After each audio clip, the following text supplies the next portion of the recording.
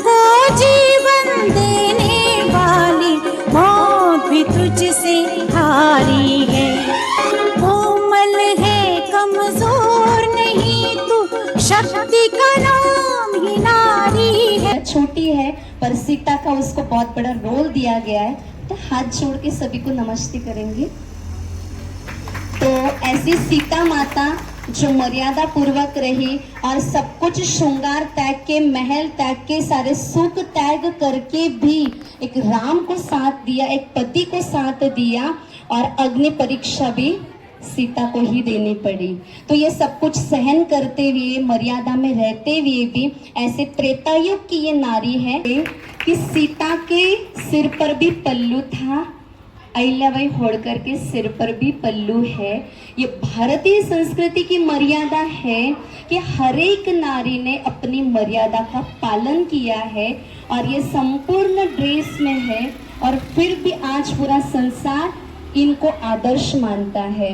तो ऐसे अहिल्याबाई जिन्होंने बहुत सारे मंदिरों का निर्माण किया, बहुत सारे आध्यात्मिक क्षेत्रों में, और हमेशा वो शिव जी से प्यार करती थी। तो शिव जी की याद दिलाने वाली रानी जो थी वो थी अहिल्याबाई होळकर। सावित्रीबाई फुले। और आप सभी सोच सकते हो ये हमारे हाथ में जो माइक है और आज जो सभी स्त्रियां आगे बढ़ी है वो है सावित्रीबाई फुले के कारण।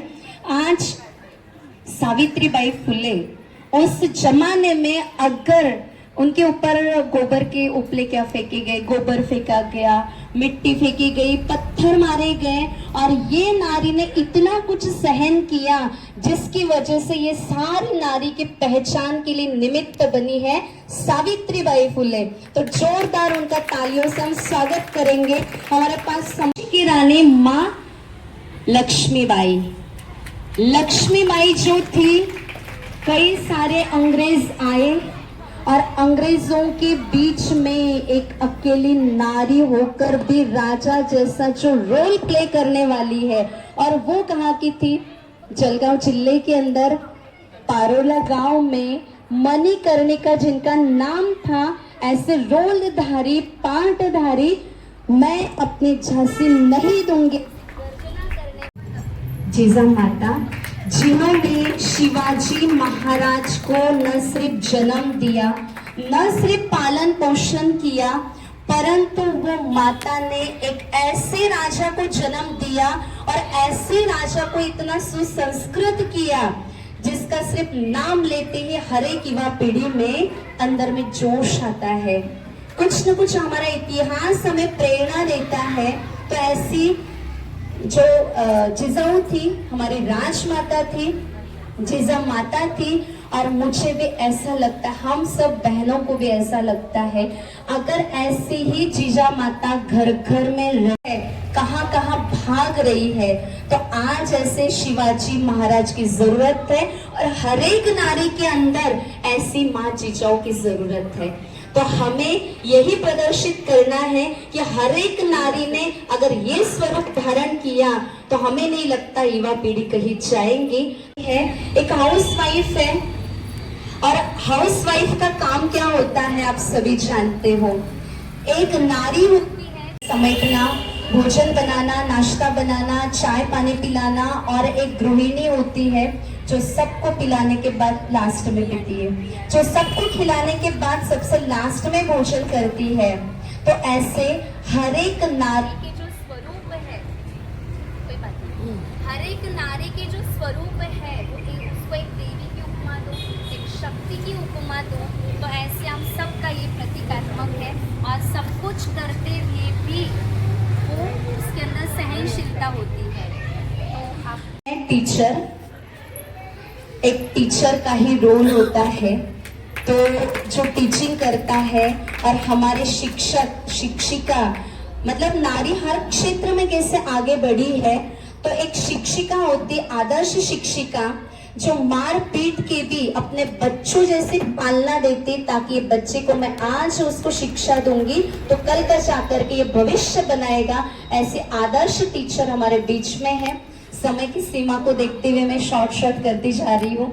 आप अपने देखते ही जो अन्याय के विरोध लड़ने वाली है और न्याय देने वाली है, ऐसी न्यायदाता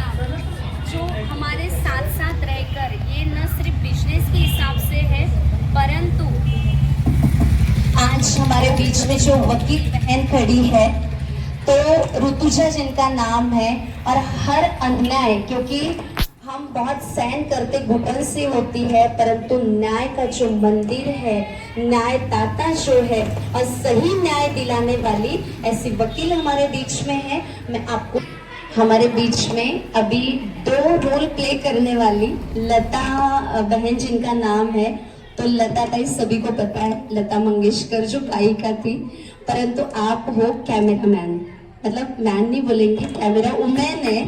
तो ऐसे कैमरे में कैद करने वाली ये हमें संदेश दे रही है, क्या मेरा, अर्थात मेरा क्या है।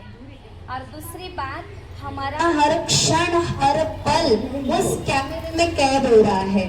जिस ईश्वर ने इस संसार पे हमें भेजा है, वो हर एक क्षण, हर एक दृश्य हमारा कैमरे के अंदर कैद हो रहा है, ऐसा संदेश देने वाली इसमें है आज की जो राष्ट्रपति है द्रौपदी मुर्मू।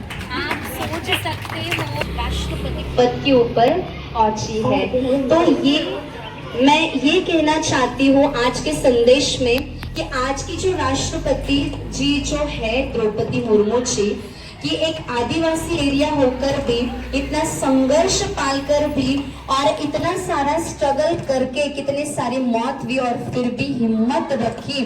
और वो हिम्मत क्यों रखी? क्योंकि जैसे वो ब्रह्मा कुमारी आश्रम पे गई और वहां पे ध्यान किया, बहुत सारी जगह पे गई, पर जैसे मेडिटेशन किया एक नई जागृति आई और मन शांत हुआ, डिप्रेशन से बाहर आए।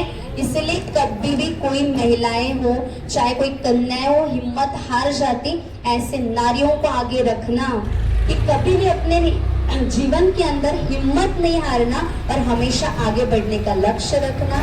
चाहे हमारे प्रतिभाताई पाटिल थे, जो माजी राष्ट्रपति रहे हैं, चाहे द्रौपदी मुर्मू, आप भी अपना स्थान ग्रहण करेंगे। उसी के साथ हमारे इनको नेक्स्ट गॉड कहा जाता है। डॉक्टर, वो डॉक्टर के क्षेत्र में भी आज महिला है और डॉक्टर को नेक्स्ट गॉड कहा जाता है। और कहते हैं सॉरी, जब हम बोलते हैं तो किसी ने अगर ऐसे ही बोल दिया सॉरी तो बहुत अच्छा लगता है, पर जब जिस दिन डॉक्टर सॉरी बोलता है उस दिन साधमा पहुंचता है।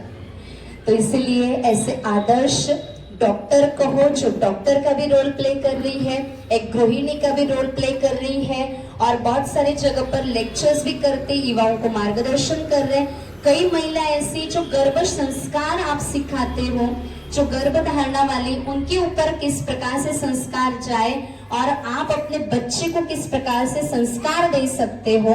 ऐसे हमारे बीच में डॉक्टर विशाखा गर्गे हैं, जो दोनों लाइफ जी रही है। स्पिरिचुअल लाइफ में भी डेली उनका मेडिटेशन चलता है, सत्संग डेली है और वो रोल प्ले, इतने सारे रोल, एक नारी के इतने सारे रोल भी मुश्किल है। परंतु मैंने इतने सारे देश का भ्रमण किया, परंतु भारत देश जैसा देश मुझे कहीं नहीं मिला। और वो भारत देश ऐसा था उस सन में, उस साल में, कि जहाँ चोरियां नहीं होती थी, जहाँ अत्याचार नहीं होते थे और जहाँ पे फूट नहीं थी, एकता थी और ऐसे संस्कार थे कि जहाँ उनको तोड़ना बड़ा मुश्किल था। ऐसा वो दौर था। तो राजा ने रानी को कहा कि इस देश में एक भी भिखारी नहीं है, न यहाँ पे भिखारी है, इनको तोड़ना भी मुश्किल है। तो फिर रानी ने पूछा कि क्या वजह है, उसका तलाश करो, उसको ढूंढो। तो देखा कि इनके यहाँ पर गुरुकुल है, जहाँ शास्त्र पढ़ाए जाते, शास्त्र सिखाए जाते हैं, इनकी बहुत मर्यादा पूर्वक संस्कृति है। तो रानी ने कहा इसकी जो जड़ें है ना उसको काट दो, इसकी जो संस्कृति है इसको काट दो, गुरुकुल बंद कीजिए और जो अपना एजुकेशन है उसको स्टार्ट कीजिए।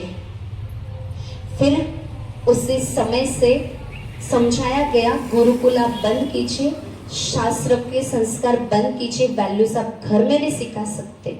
अगर आप बाहर की हिस्ट्री, ज्योग्राफी ये नहीं सीखेंगे, नहीं समझेंगे, तो मतलब साइंस सीखो, हिस्ट्री ज्योग्राफी जानो, तो उसके लिए गुरुकुल बंद किया गया।